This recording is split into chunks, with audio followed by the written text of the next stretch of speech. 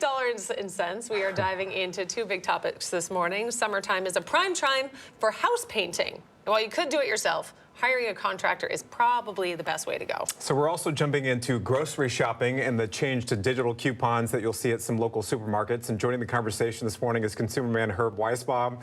Herb, nice to see you. He's a contributing editor at checkbook.org. How are you, buddy? I think I need some Pepto-Bismol after that. I don't blame you. I don't blame you one bit. I think so too. Sorry to have you follow that, but let's jump into it, shall we? So let's start with hiring a painting pro. We know that Checkbook's undercover shoppers got bids for painting jobs here in the Pacific Northwest, and the difference really here was huge, wasn't it? Yeah, the tip here is you got to spend more time finding a painter than you do finding paint. A lot of people spend a whole lot of time getting the right color and the right paint, and then they just hire any painter. Anyone can call themselves a painter. There's no special licensing or course you have to take to be a painter, and anybody can just say that, and you got to find a good one. If you don't know where to start, talk to your friends or neighbors who may have had their homes painted, or maybe go to a paint store and say, do you know any good painters in the area? But once you find a good painter, try to get one or two or three to stop by the house and give you an estimate, because as we found, as you mentioned, the prices really do vary. Look at the figures we have here. This is an exterior job that we had for a house. We made the same bid. This is exactly the same for every call we made. The low bid was $65.56. The high was $14,479. Wow. Or a $7,923 difference. Then we also did an interior job, and that was a little less because it was interior. But again, the difference, $1,250 versus $4,175, which is a $2,925 difference. Really big difference. And we find, as with many things, the price you pay does not equal good work. A lot of the painters who charge reasonable prices do every bit as good a work as the painters who or maybe better than the painters who charge a lot of money. Yeah, wow, that's crazy. Is there anything else that we should be considering here when we're asking for those bids? Yeah, make sure you find out exactly what they're going to do, and you want it to write it down for you. For instance, when is it going to start? How long is it going to take? Are they going to use the paint, or are you going to buy the paint? A question a lot of people forget. I let my painter buy the paint because he gets a discount, a painter's discount, when he goes to the paint store, so he gets it cheaper than I would if I did it myself. But you got to, and then if you're taking the estimates, factor that in. If one estimate is with paint and one estimate is without paint, you got to do the math and figure that out. But you want everything spelled out. None of this handshake high, $8,000 and my guys will start next Tuesday. You don't want to do that thing. You want to have it all in writing so everybody knows what's going on. Get it in writing. So what should we know about down payments as part of this process, Herb? You should try to pay as little or nothing. Good painters have credit with paint stores and supply stores. They don't need you to pay for stuff up front.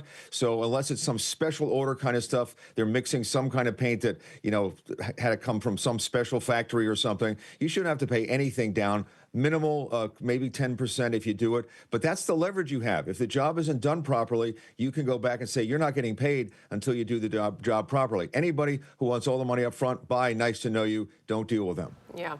And let's get over to the digital supermarket coupons. A lot of them can be difficult to use, and we know that you've written about these problems that you've had at Safeway. The latest checkbook story out this week focuses on big changes at Kroger, which owns Fred Meyer and QFC stores in the area. So what's happening with that?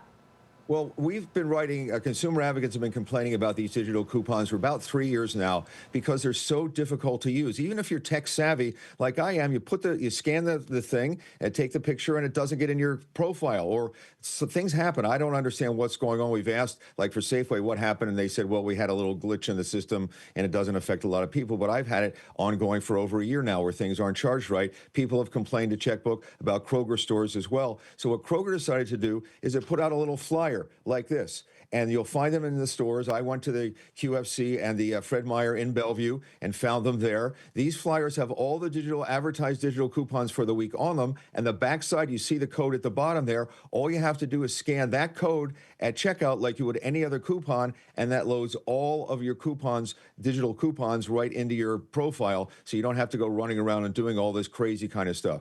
I'll put a shout out to your viewers. If people are doing this and find out it doesn't work, I'd like to know about it. Just go to consumerman.com and let me know, because we're taking everybody at the word that this new technology is going to work, and we assume it will. But if you have any problems with this, we'd like to know. That's one of the ways we found out people all across the country were having problems with these digital coupons. You know, some people don't have smartphones. Some people don't have internet access, broadband internet access to do this kind of thing. I mean, we're talking 5-6 million people in this country. They were shut out. This digital divide shut them out from taking advantage of these specials, and now hopefully this will allow everybody to take advantage of the specials. I think it's a good step forward, and I commend Kroger for doing it. What's kind of the driving force behind this change, Herb? Consumer advocates have really been on this thing, Steve, for 3 years. I mean, they wrote a letter to the 12 biggest corporations, food corporations in America, and said, you're really discriminating against people. Please stop it. It's also the frustration. I mean, we heard from people that say, every time I go, I have to check my receipt when I get out out of the checkout line, which I do. I pull over and I stop and I check and I go, this was on sale. I didn't get credit for this. This was a 2-for-1, and you charged me for both of them. I recommend that everybody take a second and check your receipts when you get done checking out. And some of these are not like, some were 36 cents, 80 cents. One overcharge was $8. This can be kind of high depending on what you're buying. So check and make sure. And if you didn't get the points you're supposed to get, make sure you get the points of the discount you were supposed to get. It's worth a little extra effort. I consider myself to be tech savvy too. I downloaded the app and had my profile all created. I went to check out and they said, no, you need to scan the digital thing. I did that. And then they told me I had to go back over to customer service to have something else loaded. So I think as seamless as they're trying to make it, there still are some complications, even for someone who's a digital native. Still tricky. Absolutely. Yeah, it's so like where can we read more about this? If you want to give me the savings already, just give me the darn savings. Thank you. Yeah, this looks like it's getting very, very close to that. We hope it works. And again, if people have problems with this, I would love to hear from you. Where can we get for more, read about this, more information, Herb? The story is on checkbook.org. You'll find all of my stories there, as well as my site, consumerman.com. Okay, sounds good. Thank you. Appreciate your time. Guys, have a good weekend. You too.